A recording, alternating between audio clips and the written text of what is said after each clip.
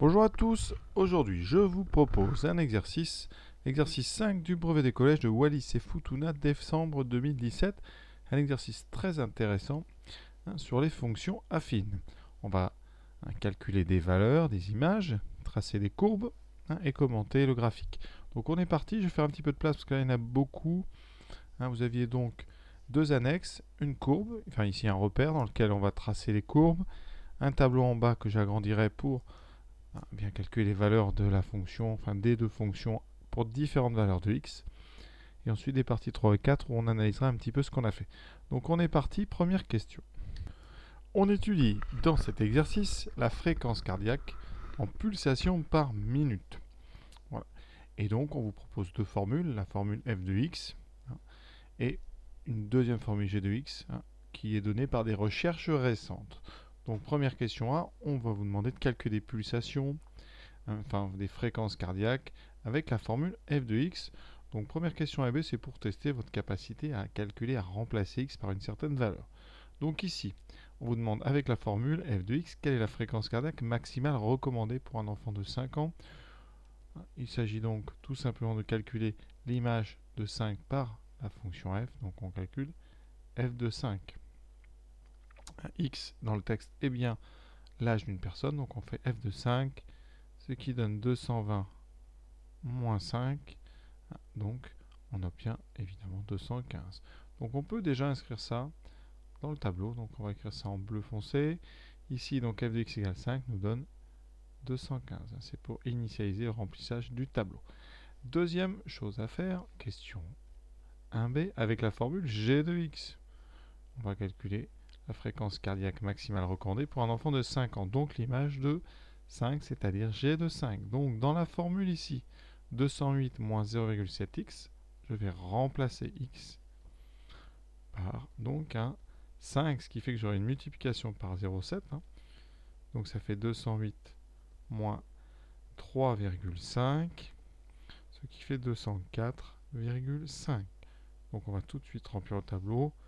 Ici, 204,5. Deuxième question A, sur l'annexe 2, donc le tableau complété, le tableau de valeurs.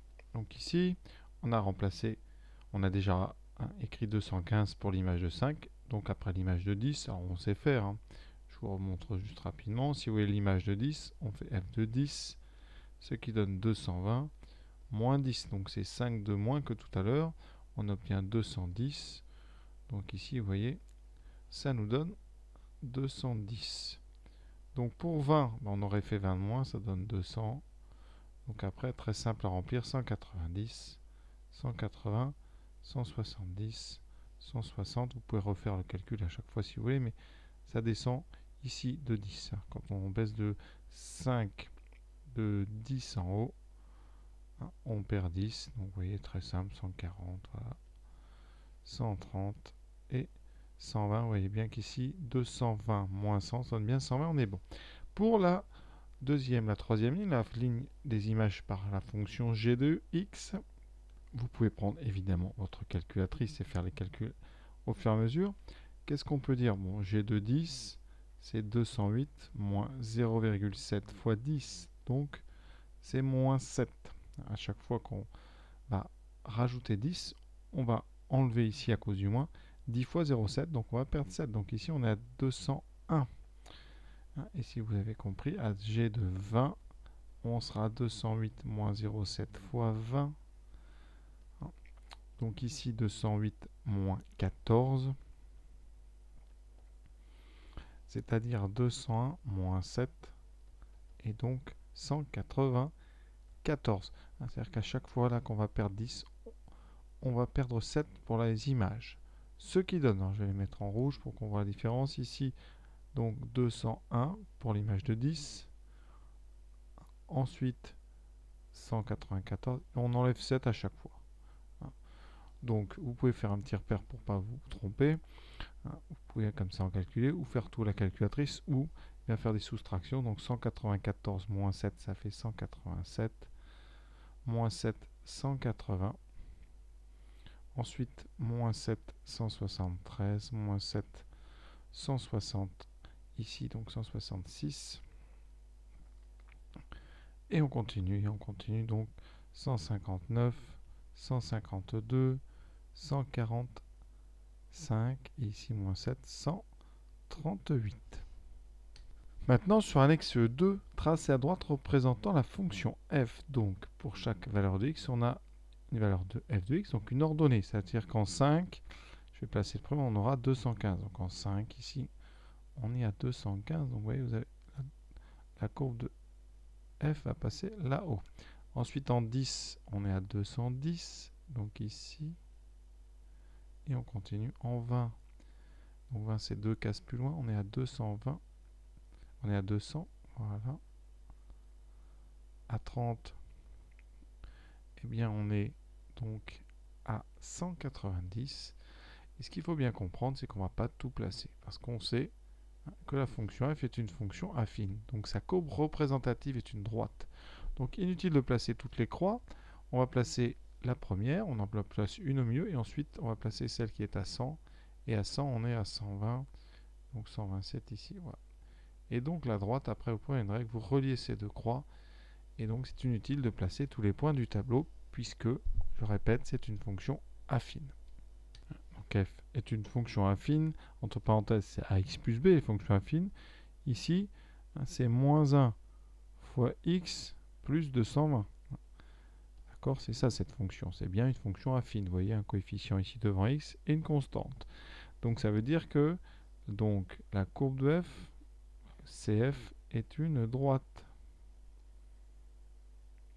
Donc, deux points suffisent pour la tracer. 2 points suffisent pour tracer la courbe. C'est pour ça qu'on va se contenter de la première et de la deuxième. Alors après, là, j'ai pas de règle. Mais vous, avec une règle, évidemment, vous reliez. Et tout, normalement, va passer. Voilà, ça donnera quelque chose comme ceci. Une droite étant infinie, on peut continuer. Voilà.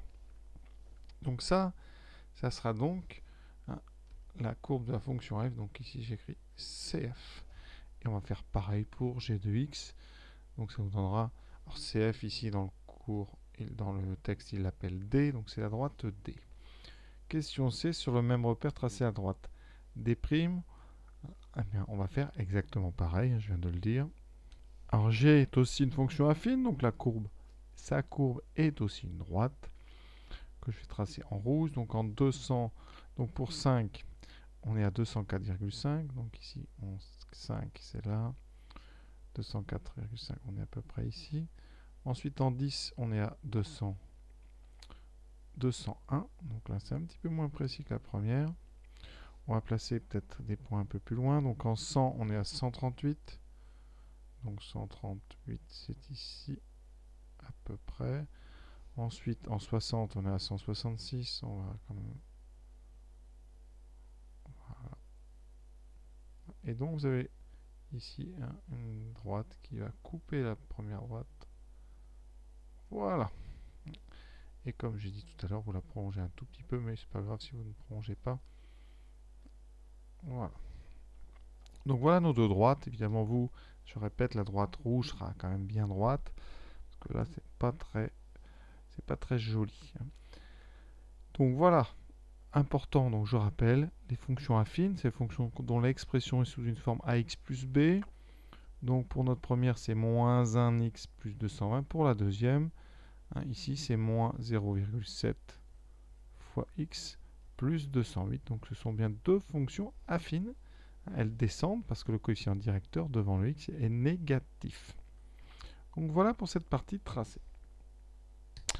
Je vérifie sur GeoGebra, effectivement, vous voyez les deux courbes se coupent bien en 40, donc pas de problème. C'est juste mon tracé rouge qui est un petit peu très maladroit.